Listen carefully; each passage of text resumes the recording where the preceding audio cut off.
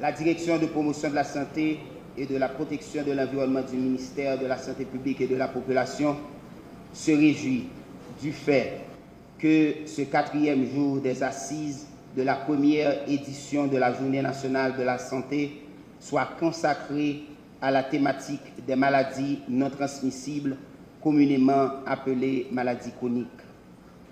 En effet, la Commission haïtienne sur les maladies non transmissibles et les traumatismes et la pauvreté, qui est un groupe de cadres et experts issus du ministère de la Santé publique, de l'organisation Zami la Santé ZL, de l'OPS OMS et la Fondation haïtienne de diabète et de maladies cardiovasculaires FADIMAC. Cette commission, dis-je, a produit en août 2024 un rapport à la suite d'une étude dont les résultats sont sans appel. Les MNTT ont un effet dévastateur sur la population haïtienne. Ces MTT, incluant les maladies cardiovasculaires, le diabète, les cancers et les maladies respiratoires chroniques, représentent 49% de la charge de morbidité et de mortalité du pays. Les traumatismes, quant à eux, 12%. À titre de comparaison, les maladies infectieuses et les affections materno-néonatales pour lesquelles les indicateurs sanitaires ne sont pourtant pas bons ne représentent environ que 30% de ce fardeau. Même les jeunes sont affectés de manière disproportionnée. Compte tenu de la spécificité du contexte haïtien, le profil de la maladie nécessite une réponse unique, différente de celle apportée aux pays à revenus élevés. 49% des femmes et 38% des hommes souffrent d'hypertension. Et ceci qui est paradoxal, c'est que l'hypertension est plus fréquente chez les pauvres que chez les riches. En 2016, les estimations révèlent qu'environ 23 000 adultes âgés de 35 à 64 ans souffrent d'hypertension par 100 000 habitants en Haïti. Il y a donc une incidence plus élevée de cancer inévitable du col utérin chez les pauvres, résultant d'un rapport de proportion pour la population touchée de 89% contre 39% en matière de sensibilisation et 28% contre 2% en matière de dépistage. Par ailleurs, l'invalidité grâce au MNT est plus fréquente chez les pauvres que chez les riches. Et les handicaps comprennent les problèmes de vision, de marche, de compréhension et d'audition, lesquels peuvent également rendre plus difficile l'accès aux soins de santé. Les seuls exemples de maladies non transmissibles liées au mode de vie qui ne touchent pas autant de pauvres que les riches sont l'obésité, le diabète, dont la prévalence est plus faible que chez les pauvres. Les pauvres se retrouvent partout en Haïti, mais ils se concentrent surtout dans les zones rurales. Les pauvres se retrouvent davantage parmi les enfants et les jeunes adultes. Environ 50% des moins de 20 ans font partie du milliard de personnes les plus pauvres du monde. Qu'en est-il alors de la fourniture des services contre les MNT?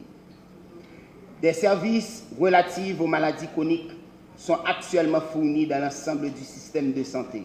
Cependant, les lacunes sont à déplorer. Des équipes de soins intégrées à tous les niveaux assistent actuellement les personnes vivant avec une MNT. Il faudra donc améliorer davantage la qualité des soins dispensés, renforcer la capacité des équipes à travers les formations spécifiques et décentraliser les soins vers les échelons inférieurs du système de santé. Comment faire donc face à ce fléau? Mesdames et messieurs, de nombreux MNTT peuvent être évités grâce à des stratégies ne relevant pas du secteur de la santé. Des interventions telles que la taxation des produits tabagistes et l'application des lois relatives à la sécurité routière peuvent réduire les coûts et prévenir les décès et les invalidités liées au MNTT. En l'absence d'assurance sociale pour la santé, les patients atteints du MNT ou d'un traumatisme sont exposés aux risques financiers élevés. Être malade peut aggraver les conditions de la pauvreté des individus et des ménages. À l'occasion de cette 4e journée de la Semaine nationale de la santé, nous nous réunissons d'abord autour d'un enjeu majeur, la prévention et la prise en charge des maladies non transmissibles. Les MNT, comme on les appelle, maladies cardiovasculaires, cancer, diabète, maladies respiratoires et chroniques, sont aujourd'hui la principale cause de décès dans le monde, représentant 75% des décès en 2021. En intégrant les maladies mentales et les traumatismes, ce chiffre grimpe à 80%. Dans la région des Amériques, elles sont responsables de 90% des décès en 2019 contre 87% il y a moins de 20 ans. L'augmentation du nombre de décès causés par les MNT doit, à plus d'un titre, interpeller tous les pays et Haïti ne fait pas exception à cette règle. Aujourd'hui, Haïti fait face à un double fardeau sanitaire où persistent d'un côté les maladies transmissibles telles que le paludisme et le choléra, tandis que les MNT progressent rapidement. Elles représentent, comme l'ont dit la plupart des intervenants ici, 49% du fardeau sanitaire, les traumatismes 12%.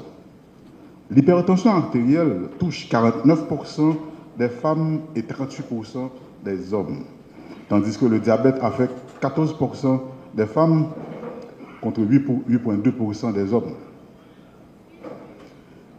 Ce changement de paysage sanitaire appelle une réponse forte et adaptée, car notre système de santé doit être en mesure de relever ce défi. Contrairement aux maladies infectieuses, les MNT s'installent lentement, donnant aux acteurs de la santé une opportunité d'agir à travers des mesures de contrôle, de prévention et de la prise en charge précoce.